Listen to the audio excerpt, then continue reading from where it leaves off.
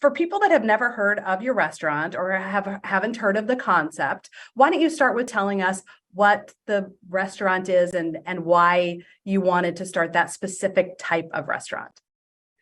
Well, I am a product of my parents, clearly, and they had very high-end Chinese restaurants when I was little.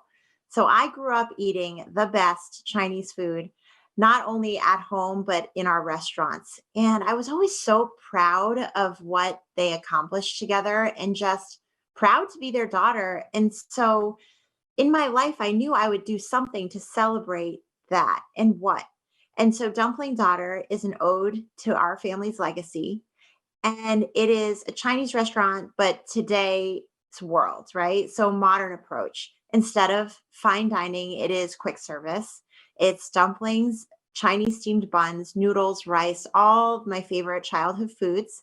And it's comfort food, essentially, childhood comfort food. And just being able to share that with people that may not have access to it, Westerners that don't know how to make it, Chinese kids that their parents don't make them handmade dumplings. So it's been incredible to pay tribute to my parents and name it Dumpling Daughter and share this childhood food in a really approachable setting. And before you started the restaurant, as I mentioned when I was introducing you, you were on Wall Street. And to make that kind of switch, even though you had it in the back of your mind, I'm interested how you decided, someday I want to do this restaurant thing, but first I'm going to go to this investment banking thing. Why start on Wall Street? Because I'm a really obedient daughter and I listened to my parents, and I went to business school in Boston near where I grew up. Babson College is an entrepreneurial program. But out of Babson, a lot of my classmates were going to banking. And I told my father at the time, I said, yeah, everyone's doing this, and I don't want to be like everyone else, but it seems like it's fun because everyone's moving to New York. So I kind of like that, but I don't know. I feel like I should be like a restaurant consultant because that's how I grew up and that's what I know. And my dad laughed at me and said, no one would pay a 21-year-old to consult their restaurant. That's just not happening for you. You should go build your foundation for your career. And that means getting that first job to learn what it's like to be in a real work setting. And please don't open restaurants. That is not what we want you to do. Uh, Go get a foundation. Take that first finance job.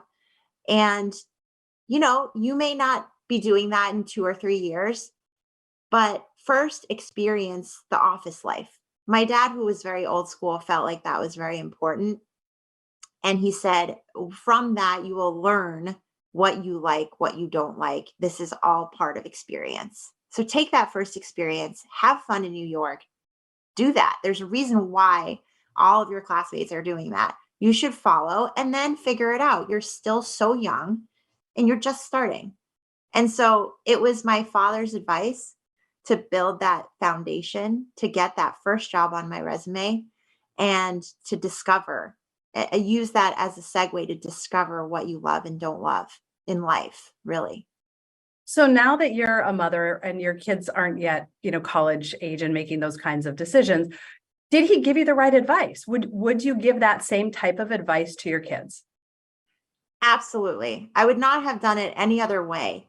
I feel like it was exactly the right move because I learned during the 5 years that I was in finance what I loved about career, what I loved about actually my own personal passions and how I wanted to celebrate my passion and um, what I really didn't like about the corporate world, right? You discover the things that, you look at your boss. Do you want to be your boss? If you want to be your boss, you're in the right place. And so I learned a lot of those kind of life lessons just going through the motions of the corporate world. And it was an incredible experience because I was able to support myself, which is a confidence builder. And I was able to learn how to manage my money and how to be an independent adult, which is so valuable, right? That paycheck allowed me to be independent and know the value of a dollar. And through that, you learn so many lessons. Now, it's really different to be on Wall Street where you're spending other people's money, to start something where every decision is essentially spending your own money. Was that hard for you when you decided, okay, now it's time, and maybe we should start there. Now it's time. I really am going to do what is in my passion. I'm going to start this restaurant and finally do the dream. But that's a far cry from investment banking when the dollars and cents to some degree are on a page. Right. And in investment banking, dollars and cents, there's so many zeros, right? So many zeros, which it almost doesn't seem real, right? It's like gaming or something, because you can't imagine, especially as a 20-something-year-old, having money like that. Right. And also, as an analyst, you're like putting out a report, you're putting it in the FedEx box, and you know that the engagement letter said that the job was like 150,000. And you think, wow, I can't believe they pay 150,000 for this stack of paper that's like an analysis that I helped put together. It's really cool because you feel a sense of value, but at the same time, you get away from the value of the dollars that clients are spending, but you know the value of the dollar that you're making because you're just fingers crossed for that big bonus so you can like go on that vacation that you want. So I think the perspective of the value of money is like very wide spectrum, but it's really interesting. And yes, when it comes time to do it on your own, every penny matters because you're writing those checks as an investment to your business. And the way I viewed it was really, there's only one chance here, right? Like you have saved money. You have taken the $50,000 that your father left you as seed money because he passed away. So he left me that money and said, whatever you want to do with this, do it. And there's one chance. I took a loan from my uncle. Thankfully, I didn't have to go to the bank because then I would have to ask my mom for a cosign. But I started my first restaurant with $120,000. And I saw that as my only chance. Like that, you better make it because if you don't make it, you're gonna have to go back to mom and be like, so what should I do next? Well, and then there's the significant family burden that this is what dad left to me. So that's a different weight than just, oh, here's 50 grand. It's the money that my father, who I loved and who has given me great advice, gave to me to do something with. I imagine that 50 grand probably felt different than any other $50,000 you've had in your life. Yeah, it was very heavy and it gave me a lot of pressure. But what was great was that, my father wasn't physically with me, but my mother was. And so I was able to really leverage and learn from her because this was her business. And she was a restaurateur for 35 years at that point.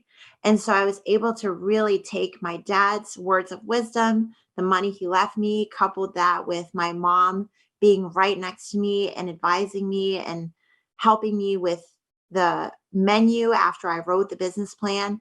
And even though both my parents, they couldn't agree on much after their divorce, but both parents agreed that they didn't want me to go in the business. But my father always told me to pursue my passion. And so when I told my mom this was my passion, she agreed. She said, then go for it. And I will be your number one supporter. She was in the kitchen cooking through the recipes. And we really put our best foot forward because my mom could see how passionate I was.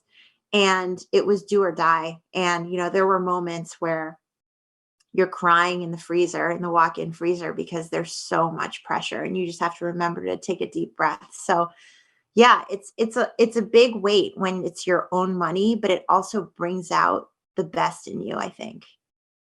And you've said a few things that have been sort of themes on the podcast when we've had different entrepreneurs on. And I started my business as well, and I've said it many times, and I think it's a good time to reiterate that I love what your dad told you, and that you've affirmed that, you know what, if you're someone who wants to start something, probably the time to start it isn't the minute you're done with your education, right? Go get your benefits from someone else, figure out what kind of environment you want to have, figure out the kind of leader you want to be, make your mistakes when it isn't your actual money.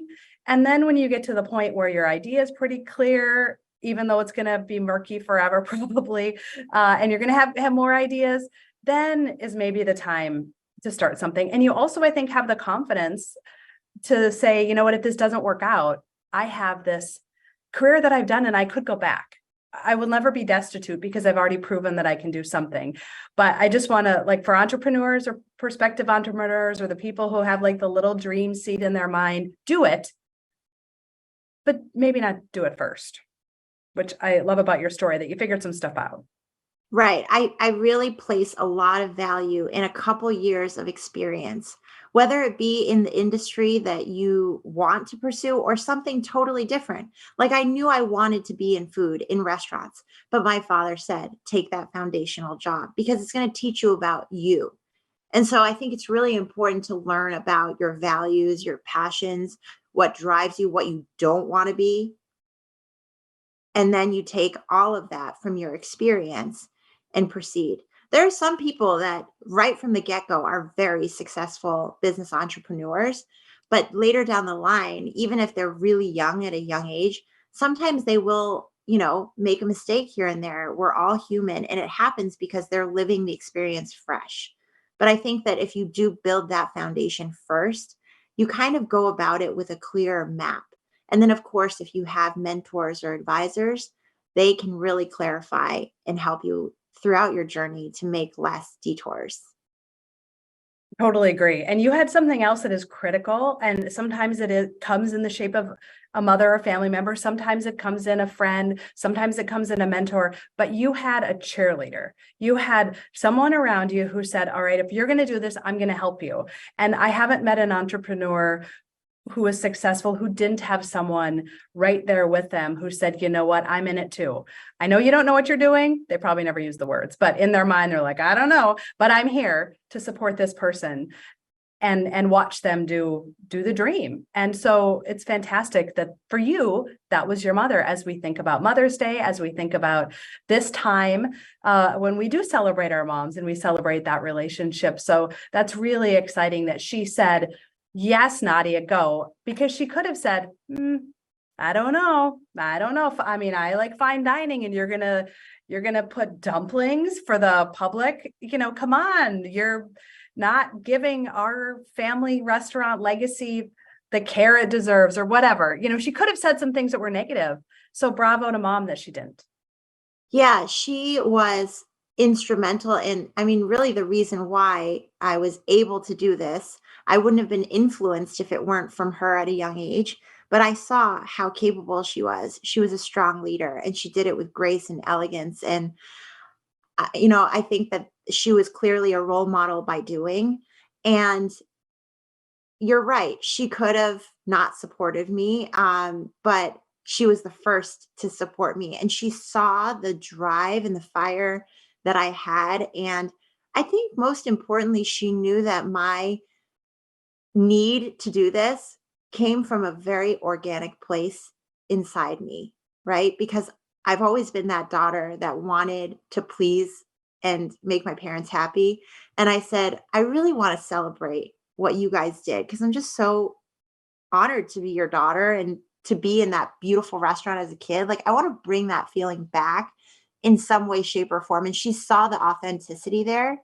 And so she was first in line to help. And I remember a very clear point where we were driving to the restaurant together, and it was probably the third weekend, and we were way busier than we expected. And there were so many people lining up to get in that we sold out of food.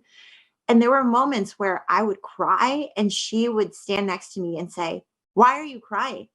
You asked for this. Did you not ask for this? You wanted to do this. Get working. And it made me realize how strong she is and how I needed to channel that, and because I'm pretty soft and I'm like a sentimental, sweet person. And my mom is like, she's tough. And so I needed to channel the Sally Ling. And so I said, she's right. I asked for this. I didn't have to do this. Like, just do it now, And so that strength was incredible. And, I also have to say the people that support you and then the people that support you that are highly critical too. My husband, is my childhood friend. And I've known my father-in-law pretty well since I was 12. And when I told, and he's a very successful entrepreneur, and I've always looked up to him. And when I told him I was going to do this, he said, well, 75% of restaurants fail. And I said, I know that. And he said, well, I'll give you the $20,000 you need, but I don't expect it back because you probably won't make it. Ooh, And I took that as a driver, and motivation. I paid him back in 2 months. Take that. Yeah. Yeah. That is, And you're right, because he didn't say you can't do this. He said, odds are it's not going to work, right? So that was great motivation because he it wasn't was. really, really good motivation. And I bet that was, we talked about the $50,000 being the burden. Man, I bet that $20,000, that is the best $20,000 you ever handed to someone. And it put that fire under my butt. I was like, you know what? If he says that this isn't possible, I'm going to show him that I'm going to return his money because he doesn't want it back. And I thought, I don't know if, looking back when I was writing my cookbook and I was reflecting on that time in my life, I didn't know if that was kind of like a dig on purpose to get that fire under me. And I should ask him the next time I see him. But it really was very, very instrumental in that fire that I needed.